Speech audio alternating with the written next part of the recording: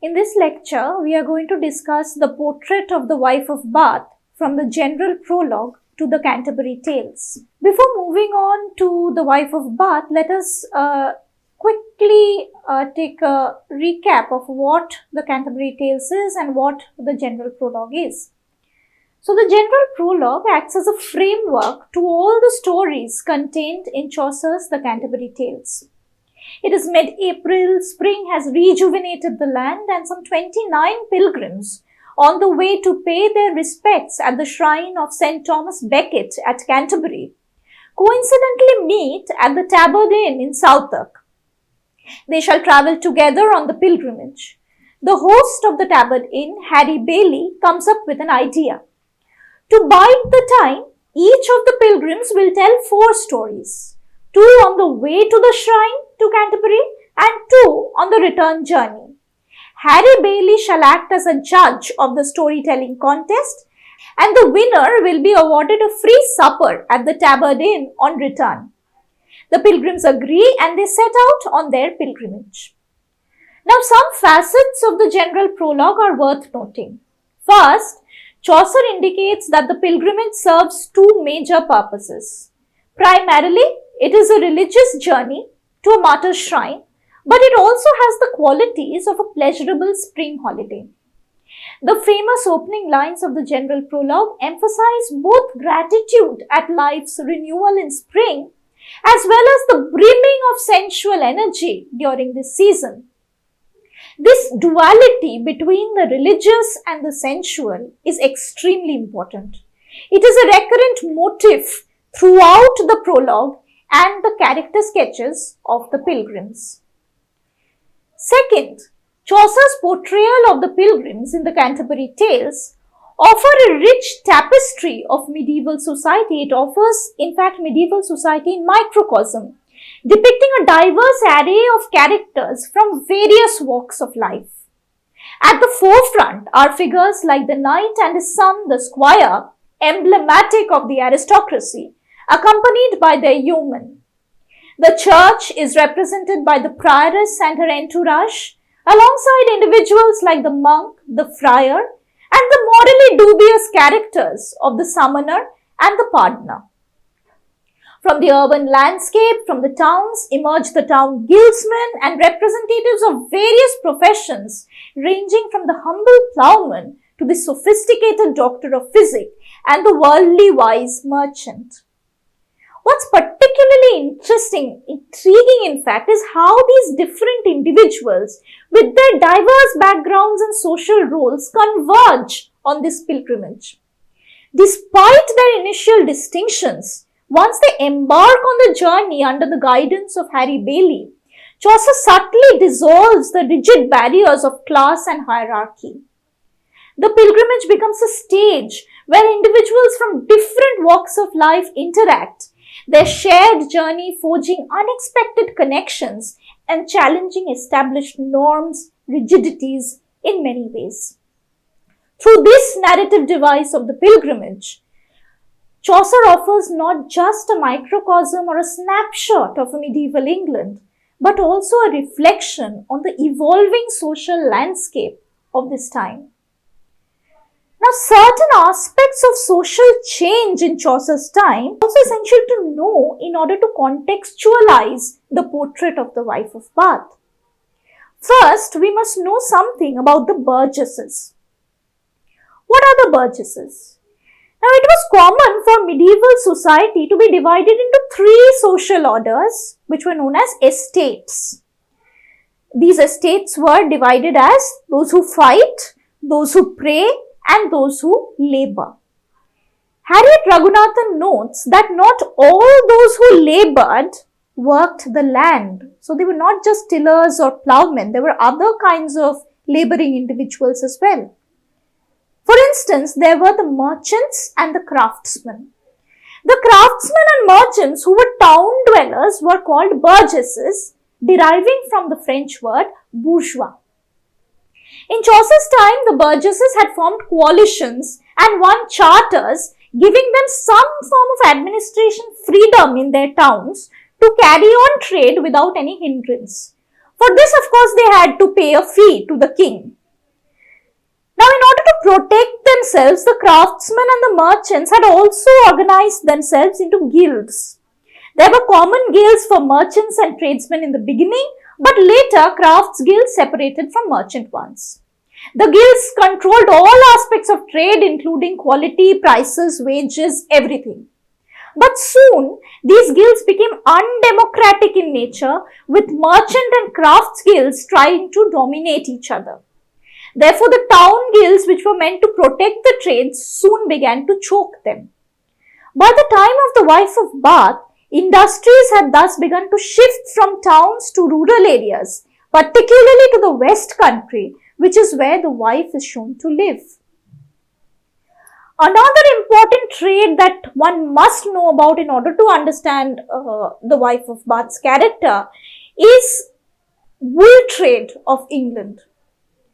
England was a famous exporter of wool since almost the 12th century. The wool industry was a major revenue earner for England. Now, the wife of Bath, if you remember, has been described in the Canterbury Tales as an expert weaver who comes from beside Bath. The cloth she weaves is of a quality so fine that it surpassed those of Ypres and of Gaunt. These two facts about the wife hold enormous significance as they reflect an economic change that was occurring in England at the time. The wool industry was slowly shifting to rural areas because of the hindrances posed by the town guilds that we just spoke about, and also because raw material and fuller's earth necessary for this industry was available in abundance in the villages. This meant that the cotters' wives, who had already been engaged in certain activities of the wool trade, such as spinning and combing, could also now work part-time for a local entrepreneur. In the beginning, they could not work for an entrepreneur because the entrepreneurs were based in the towns. But now that the industry had shifted to the village and the cotters' wives were already employed in certain activities, they could now directly work with an entrepreneur. And what was more was that a wife could even inherit a husband's trade on his death in return for a fee. So women could own trades as well after the death of the husband. Now, Chaucer leaves many details ambiguous about the wife's cloth business, but her affluence and her knowledge of market vocabulary is very clear from her portrait. Her confidence and independence of thought and action challenges the traditional feudal order as well as the orthodoxy of the church regarding women. As Raghunathan observes, Chaucer refrains from making the Canterbury Tales or the Pilgrims realistic case studies of social or historical change, and the authorial voice largely remains objective throughout the text. Yet, through pilgrims like the wife of Bath, Chaucer is able to point out exactly where change is happening in medieval society and how new thought processes and ways of being are emerging from such change. Now that we know a little bit about this this social and cultural history of medieval England that is relevant to contextualizing the wife of Bath, another important thing we have to note is to contrast the wife of Bath with the other female characters of the general prologue or of Canterbury Tales in general. So among the group of 9 and 20 pilgrims, only 3 are women: the prioress, the second nun, and the wife of Bath. While all 3 contribute tales, Chaucer gives us detailed portraits in the general prologue of only 2, the prioress and the wife of Bath. Now think about the world that they inhabit. A world where roles for women were tightly constrained. You can refer to Priscilla Martin's work on Chaucer's women, where she observes that for men, Chaucer offers a vibrant variety of identities. So there are knights, parsons, ploughmen, merchants, and so on in the Canterbury Tales. Women, however, are relegated to just two roles, the celibate nun and the married woman. Both, again note, crucially are defined in terms of their sexuality or its absence, always in relation to men. This framing reveals much about the social norms of Chaucer's time, where women's identities were rarely allowed to stand alone. Now, since there are only the character sketches of only two women are given to us in the general prologue, let's start with the prioress. Her portrait is a delightful layered study of role playing, almost a joke really, about how far she veers from the ideal of a devout nun. She indulges in personal adornment, keeps pets, and even embarks on a pilgrimage, all of which subtly break the rules of her religious order. Chaucer's description of the prioress is suffused with an air of delicate pretense. Her nun's habit, for example, is stylish rather than austere. Her rosary doubles as jewelry. Her wimple reveals an alluringly high forehead, which was a beauty ideal. This high forehead was a beauty ideal at this time. Even her name, Madame Eglantine, seems more suited to a romance heroine than a nun. This choice is important because a nun, having renounced worldly ties, would traditionally take a saint's name. And yet, Chaucer avoids accusing her of serious sins like unchastity, which was a common satirical trope against nuns in the literature of the time.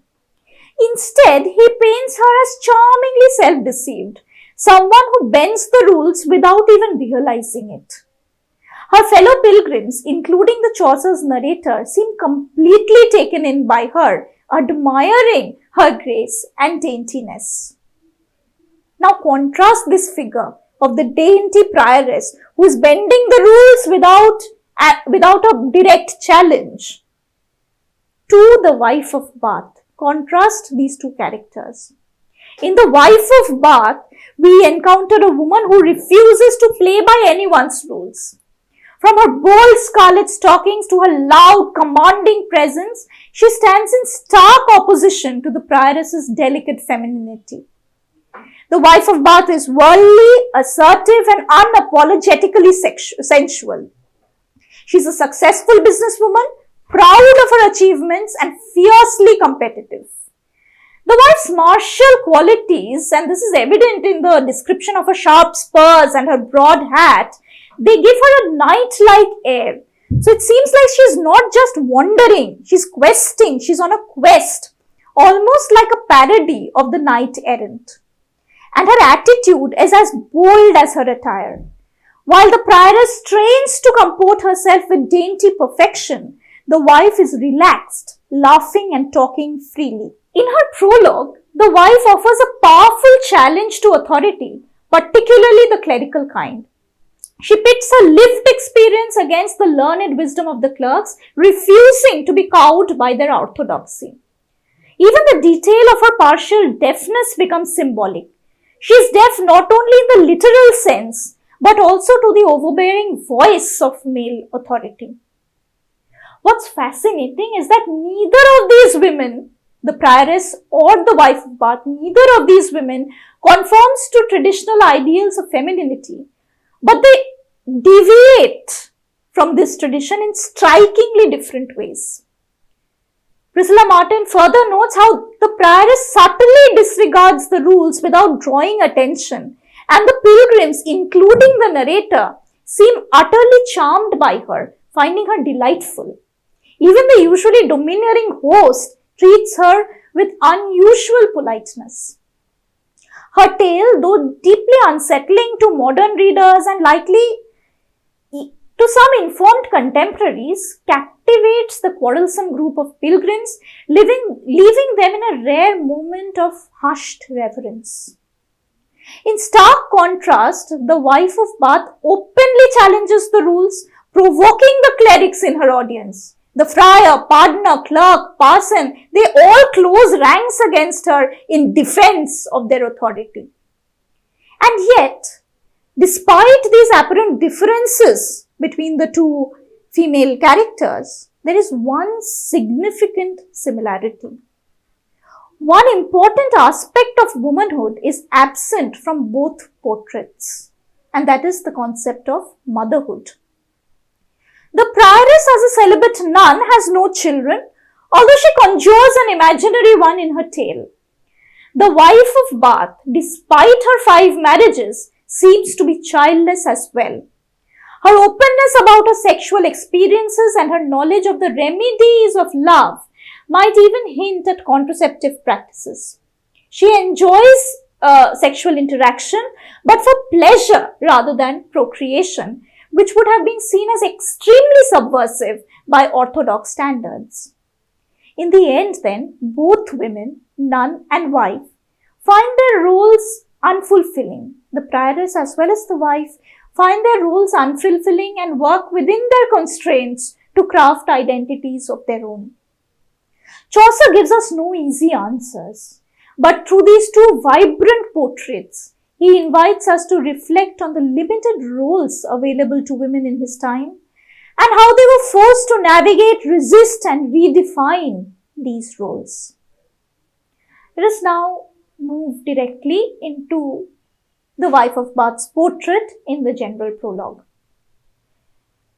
This portrait is particularly rich in detail, offering glimpses into the wife of Bath's character that are later fleshed out in her own prologue and tale. Chaucer notes that Alison, or the wife of Bath, was somewhat deaf. This is a subtle reference to an incident she recounts later when discussing her 5th husband's physical abuse, specifically when he struck her on the ear. This detail serves as a foreshadowing of the challenges she has faced in her marriages. The wife's extensive travels to various European shrines, including Jerusalem, Rome, Boulogne, Compostela, and Cologne, are also briefly mentioned. Indeed, among the pilgrims, only the knight and the shipman seem to have traveled more than her. Not even the majority of the male pilgrims are not as well traveled as she is.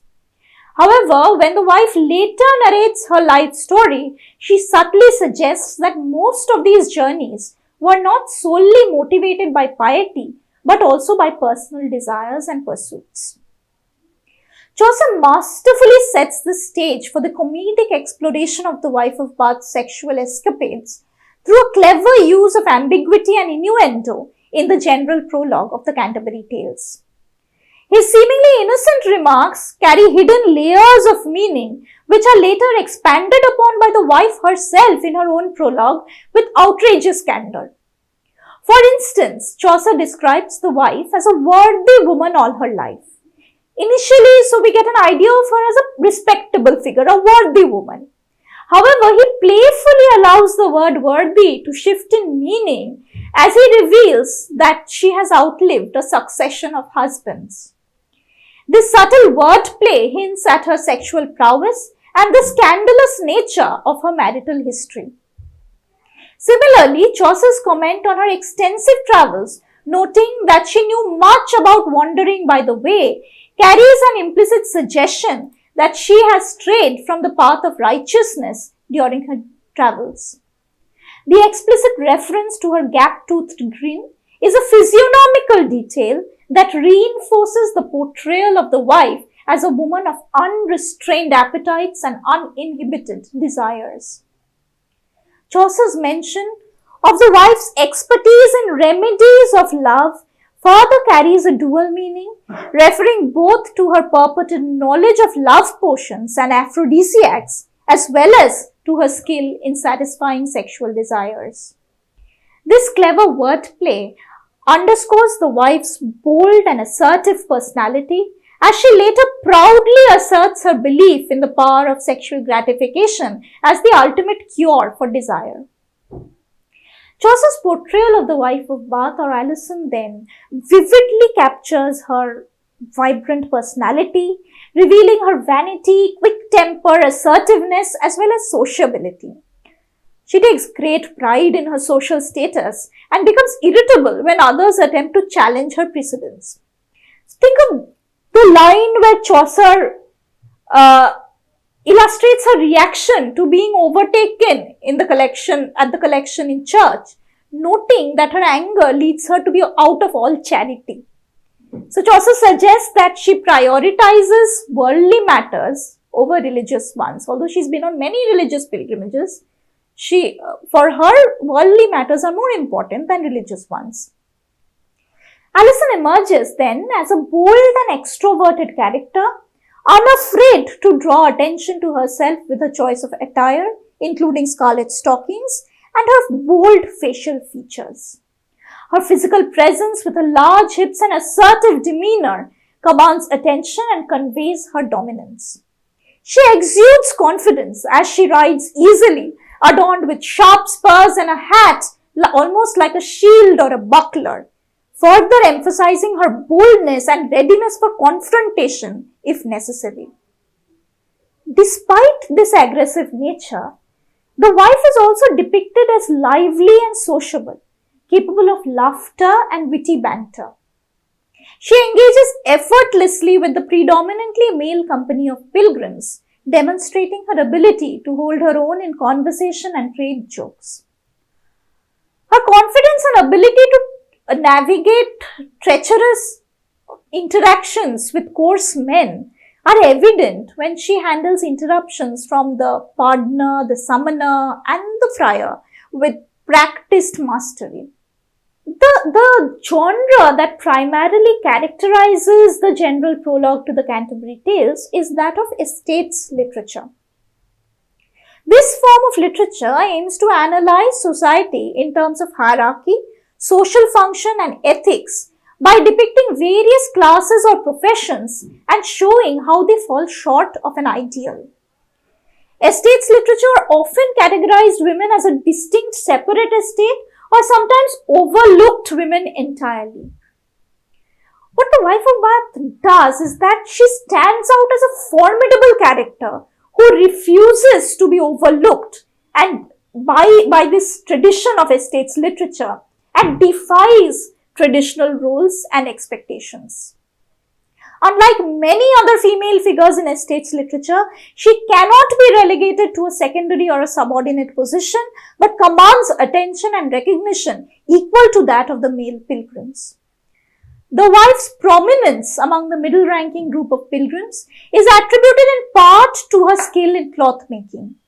Now, while this skill could refer to weaving, it might also indicate a broader role encompassing various other aspects of the cloth trade, from processing wool to exporting finished products.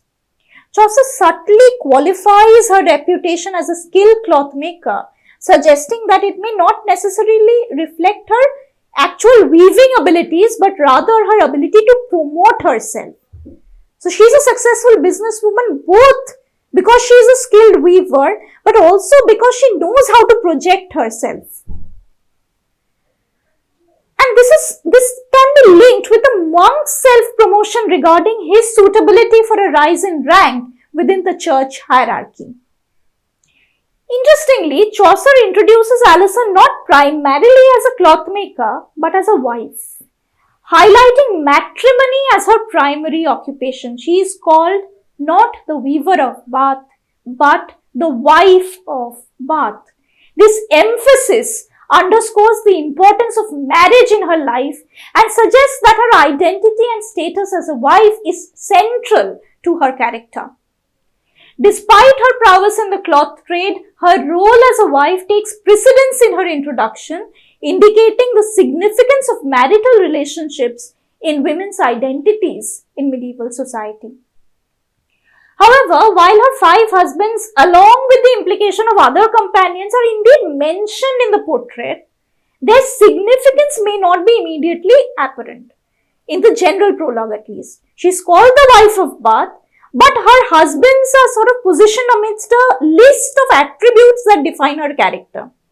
So there are her Sunday coverchiefs, her florid expression, impressive list of pilgrimages, and then her husbands serve as another facet of her persona rather than a central focus. Their presence is almost incidental, blending in with the colorful patchwork of details that compose her character. It is only in her prologue that the husbands come to the forefront, finally stepping into their own spotlight. Here, the wife of Bath reveals her particular expertise, which surpasses even her skill in cloth making, that is, her mastery of the old dance of love. This phrase, the old dance of love, encapsulates the wife of Bath's prowess in navigating the intricacies of romantic relationships, drawing upon her extensive experience as a wife and a lover. Attitudes towards women in the 14th century were shaped by a variety of sources and most of them deeply misogynistic. From the classical world, there was a long tradition of misogyny in the works of Horace, Juvenal and Ovid.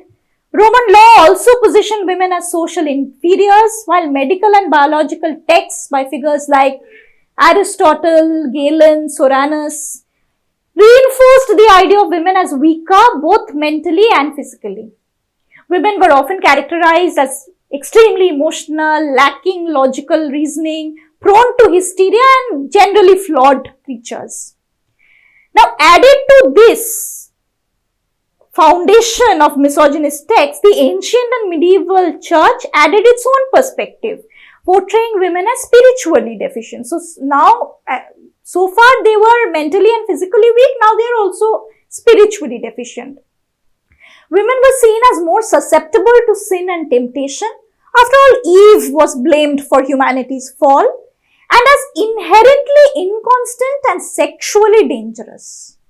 This belief was reinforced by the church's male-dominated hierarchy.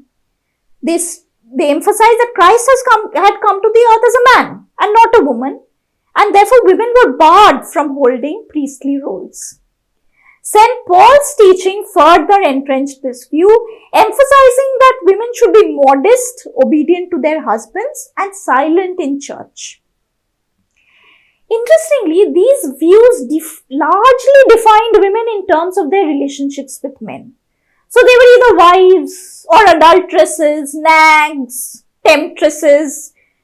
In any case, they drew their identities primarily from men. Yet, there was one notable exception. Women who renounced men and sexuality altogether could attain the highest spiritual status. The Virgin Mary, sinless and immaculate, stood as the ultimate model of human virtue, second only to Christ. The widespread distrust of women also gave rise to a significant body of anti-matrimonial literature. One influential figure in this tradition was Saint Jerome, whose treatise against Jovinian harshly defended virginity as morally superior to marriage. In so doing, Jerome presented women as inherently dangerous to men. He cited a supposed work by Theophrastus, who was a follower of Aristotle, to condemn marriage on practical grounds. According to his view, marriage led to misery, financial instability, and the loss of independence. Wives, Jerome argued, would nag, criticize, and generally make life unbearable for men. An oft-repeated anecdote illustrates this sentiment. So, Jerome talks about a Roman noble when he was criticized for divorcing a beautiful and virtuous wife. He compared his wife to an elegant shoe that only he knew caused unbearable discomfort. So, he's comparing his wife to a shoe. By the late Middle Ages, this genre of misogynist and anti-matrimonial writing had proliferated with works like Jenkins' Book of Wicked Wives, mentioned in The Wife of Bath's Prologue, finding eager readers in Chaucer's time. However, Chaucer didn't simply accept these views. He engaged with them, challenged them. Through characters like the Wife of Bath, he offers bold counter-arguments, and through his tales, he presents a more nuanced view of gender. The Wife of Bath herself is a direct response to the misogyny of figures like Jerome and Theophrastus. Well-versed in their writing, she confronts their ideas head-on, bringing wit, personal experience, and defiance to the debate. At the same time, Chaucer uses his stories to expose the flaws in misogynist narratives as well as to balance their critique of women with equally unflattering portrayals of men in his stories.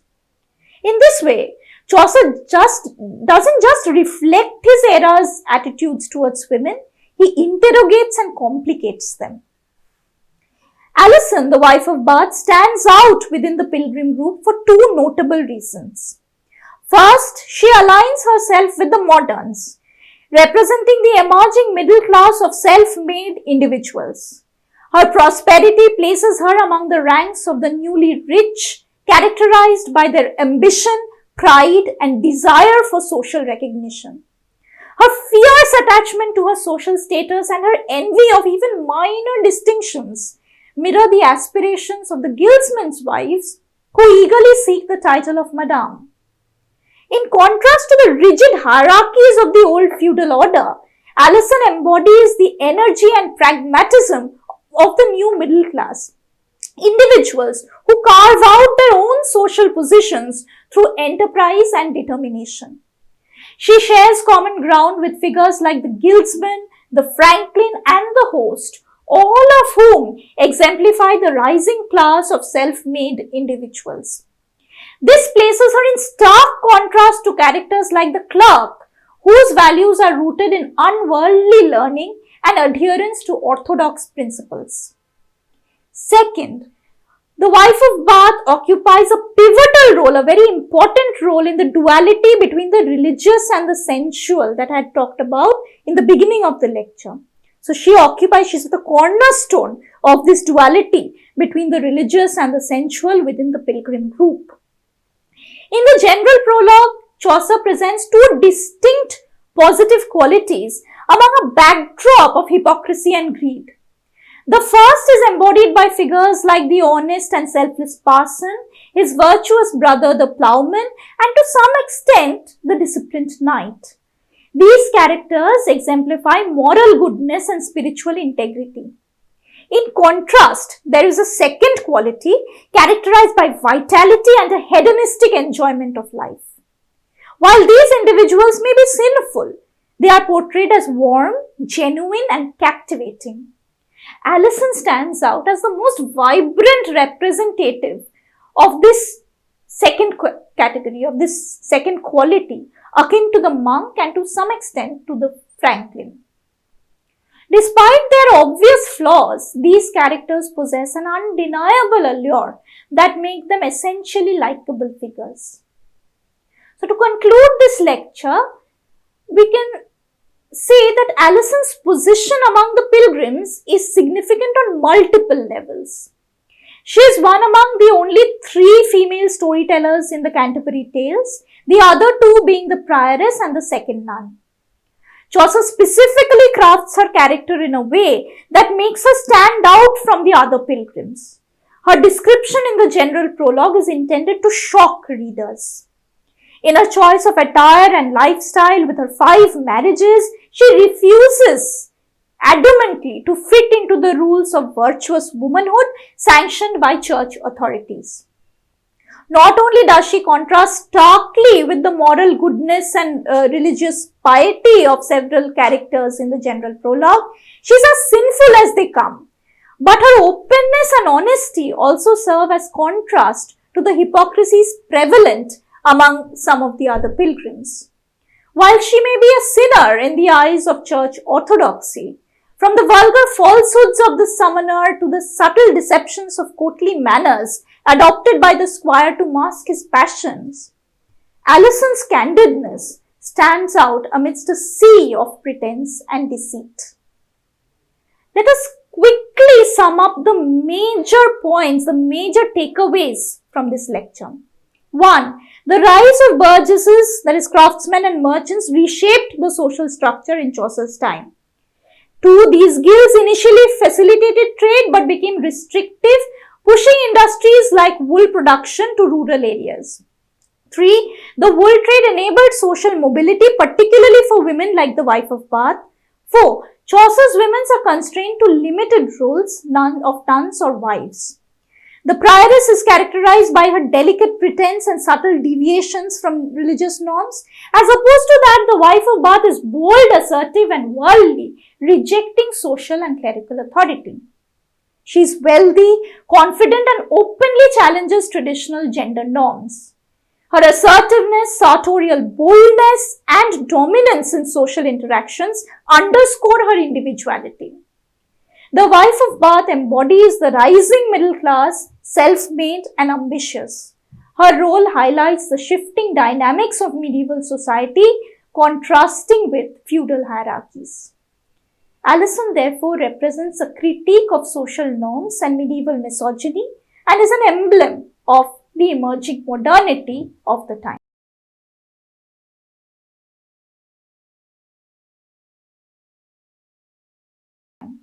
Thank you.